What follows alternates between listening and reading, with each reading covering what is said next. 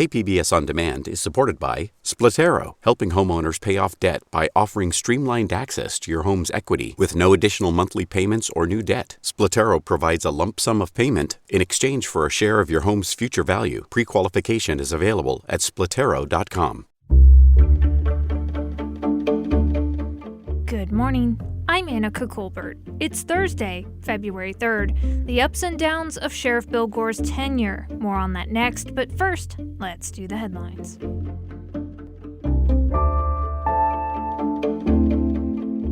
The latest COVID-19 surge is subsiding, but that didn't stop San Diego County from passing another pandemic milestone. Over 700,000 cases have been confirmed since the pandemic started 2 years ago. Eric Topol is with Scripps Research Translational Institute. He says 90% of Americans would need to be vaccinated for a chance at ending the pandemic. We're still far from that. So we're highly vulnerable here in San Diego and actually throughout California and the United States. San Diego's vaccination tracker shows 80% of county residents are fully vaccinated, while 91% of residents have first doses. Savai Seau has been identified as the man who died in a head-on collision with a big rig near Lakeside on Tuesday. He's the brother of former San Diego Chargers linebacker Junior Seau, who died in 2012. Savai was 56. California is currently sitting at 92% of its historical average of mountain snow in January, down from 160% in December. Sean de Guzman heads the snow surveys at the State Department of Water Resources. That one dry month of January basically wiped out whatever head start we had as we head towards the end of winter. We still have about 2 more months to build up our snowpack, but we all need to be prepared for a third consecutive dry year. Much of the state is still in severe drought, though San Diego and Imperial counties are in moderate drought. Melting snowpack makes up about a third of the state's water supply. From KPBS, you're listening to San Diego News Now. Stay with me for more of the local news you need. KPBS On Demand is supported by UC San Diego's Art Power, presenting cellist Joshua Roman, performing from his album Immunity, alongside music by J.S. Bach and more. Sunday, June 22nd at UC San Diego's Epstein Family Amphitheater. Reserve your tickets at artpower.ucsd.edu.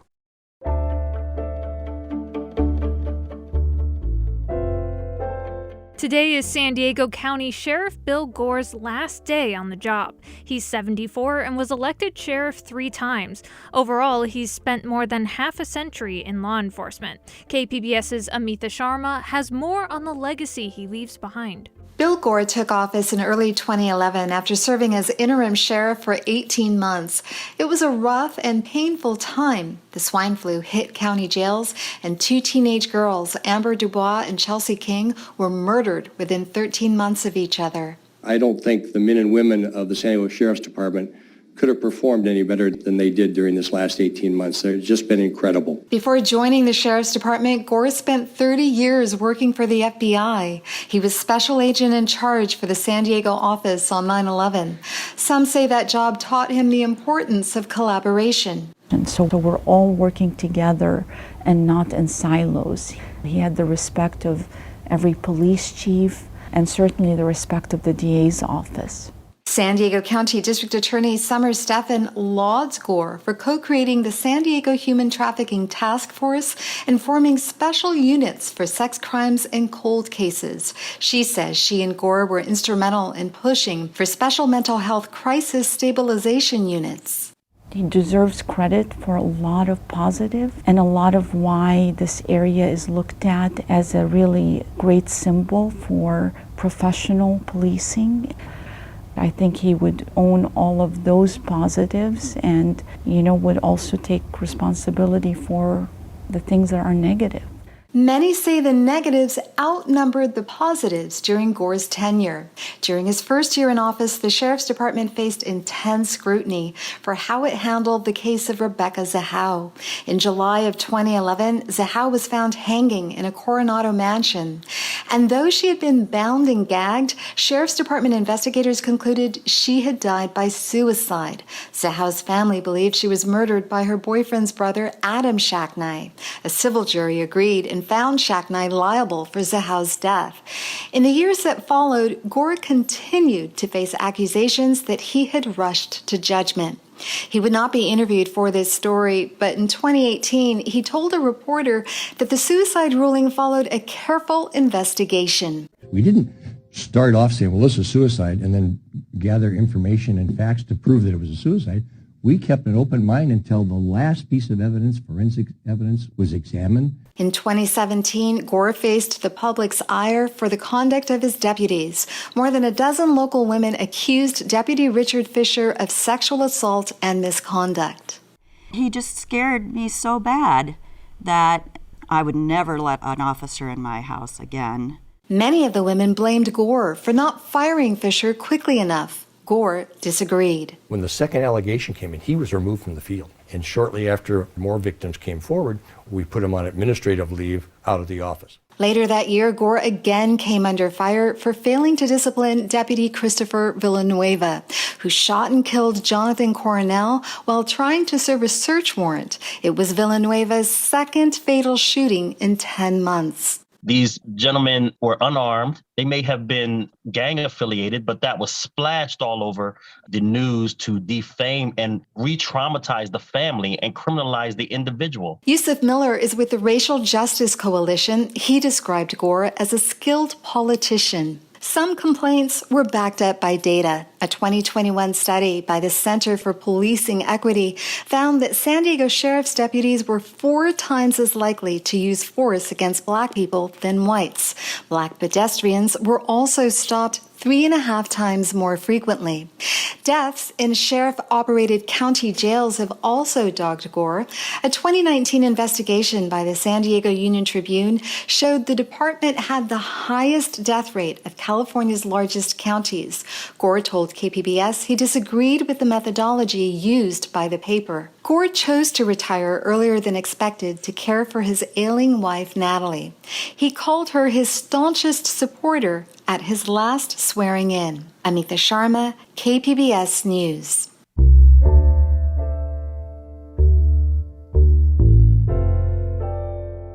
Some San Diego County communities will soon have a choice on what kind of power they use.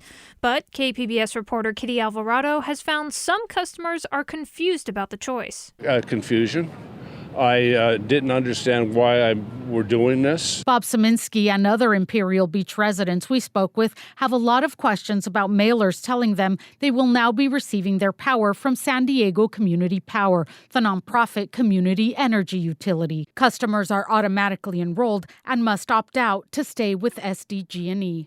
I'm going to still have to pay the original people I paid to begin with. So who are these people that are coming in here as interlopers? Imperial Beach will be the first city to be enrolled in the community utility. Soon, customers in Encinitas, La Mesa, Chula Vista, and San Diego will have the same decision to make. It's really hard for local government to communicate to its constituents what it's doing, even really, really good things for people. Dr. Stephanie Pincel is a professor at the Institute of the Environment and Sustainability at UCLA and an expert on these newer community choice aggregators. She says it's important communities making the switch know what the community utility is and their motivation. The impetus for creating these they're called Clean Power Alliances across the state, has been to offer more opportunity for customers to purchase electricity that is generated by renewables than the investor-owned utilities have done in the past. She says community aggregators buy more renewable power in bulk than reinvest in their program. You're not paying shareholders a revenue on the company, right, on your sales. So the investor-owned utilities generally pay their investors a rate of return of around 10%. If you have a publicly owned utility, they don't do that, right? It's publicly owned. Profit is not part of what you generate. But customers will be paying SDG&E because the utility owns the power lines and will be servicing them. The community utility pays a fee to use the lines and send power to their customers. For most customers, they won't notice much change at all, if anything, except maybe a little bit of a savings on their bill. Cody Hooven, the chief operating officer of San Diego Community Power, says customers will see more of their power coming from renewable sources at a savings of about 1 to 2%. They can also choose to opt up, that is, pay a little more for more green energy. The typical resident's a couple dollars more a month, and you could be 100% renewable electricity. You can opt out of San Diego Community Power at any time without a fee, but SDG&E will charge a processing fee of $1.20 to return after the 60-day opt-out period and will not allow you to return to the public utility for a year. Kitty Alvarado, KPBS News. Some rural San Diego County residents could get $40,000 to make their homes more fire safe. iNews Source reporter Camille Von Cannell has more. Dulcura resident Jack Dillander said it's hard for his neighbors to do the work to protect their homes from wildfire. Not that they don't want it done. It's not that they are not afraid. They're scared of fire, but it's very expensive to do this kind of stuff, and they just don't have the money to do it. Low incomes are partly why the state chose Dulcura to pilot the new program, which will bring $24 million to San Diego County to help backcountry residents. The aid comes after the county abandoned a smaller but similar program. For KPBS, I'm iNews Source reporter Camille Von Cannell. iNews Source is an independently funded nonprofit partner of KPBS.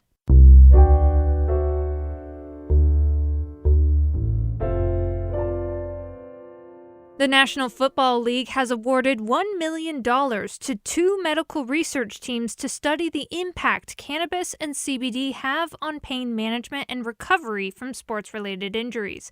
One of those teams is at UC San Diego.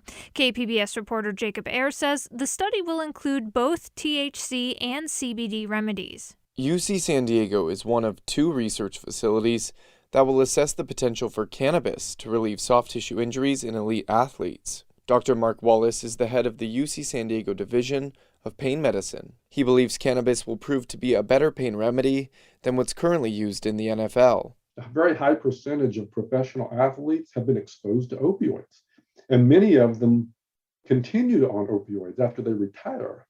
So I think that's one of the reasons the NFL is interested in this. He also says the initial trial will not only evaluate pain relief and recovery, but also any effects on physical function, sleep, cognition, and mood. Jacob Ayer, KPBS News.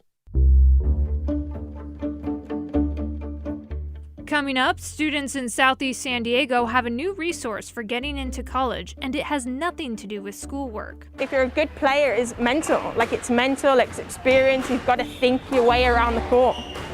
You've got to use those tactics to be able to win. School and squash. We'll have more on that next, just after the break.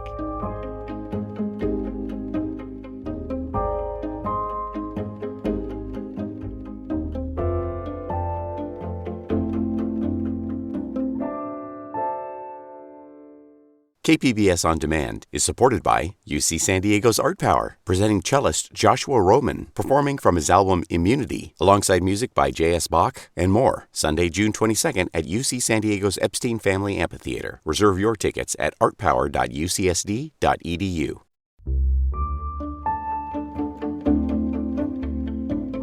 The community of Southeast San Diego is getting some new resources to help children reach college and their career goals.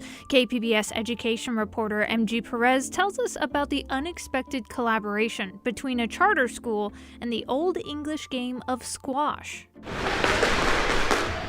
There is a distinct sound to squash. The Old English game played to score points with rackets, slamming small rubber balls against the walls of a court. I guess the big question is, why is it called squash? It's because the ball's squashy.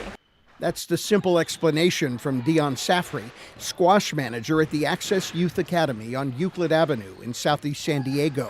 The academy offers squash lessons on the courts and academic tutoring in a classroom after school.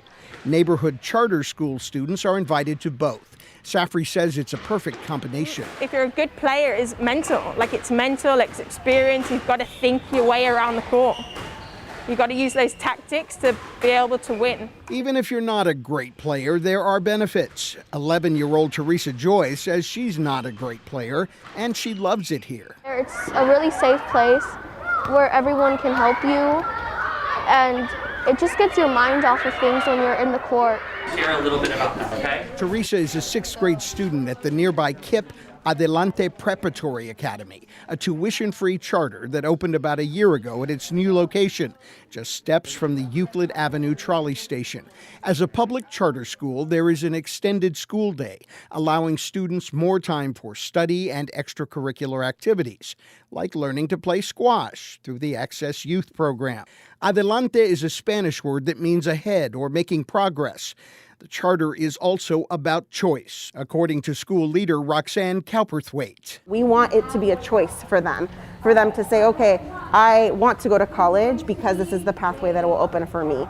Or I have a choice to be able to maybe not pursue college. However, I pursue a path that is best for me. The Adelante School currently has 370 students who live in the neighborhood and also commuters who come from as far away as Barrio Logan and downtown.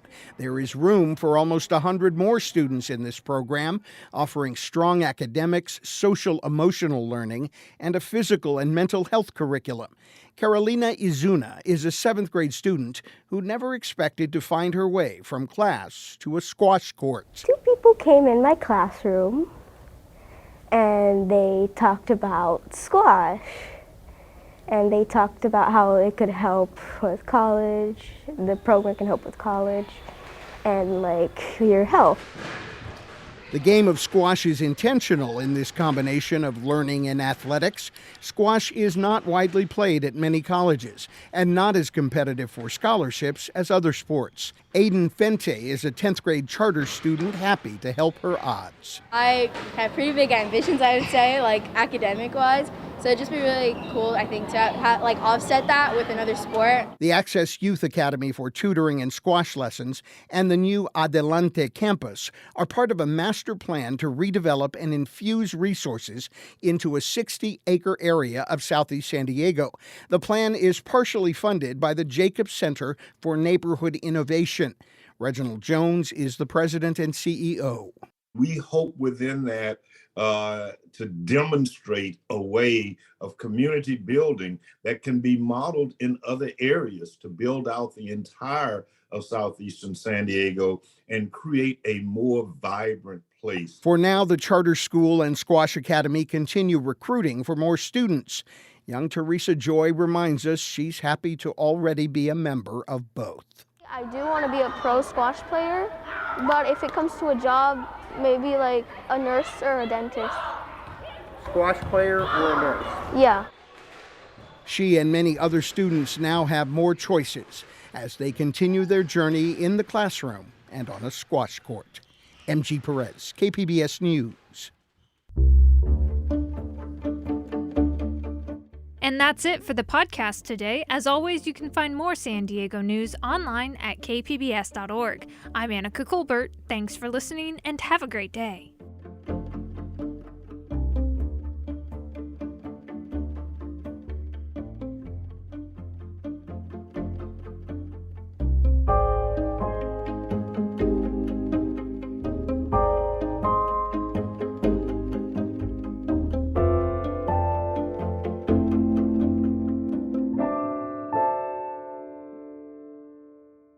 KPBS On Demand is supported by UC San Diego's Art Power, presenting cellist Joshua Roman, performing from his album Immunity, alongside music by J.S. Bach and more. Sunday, June 22nd at UC San Diego's Epstein Family Amphitheater. Reserve your tickets at artpower.ucsd.edu.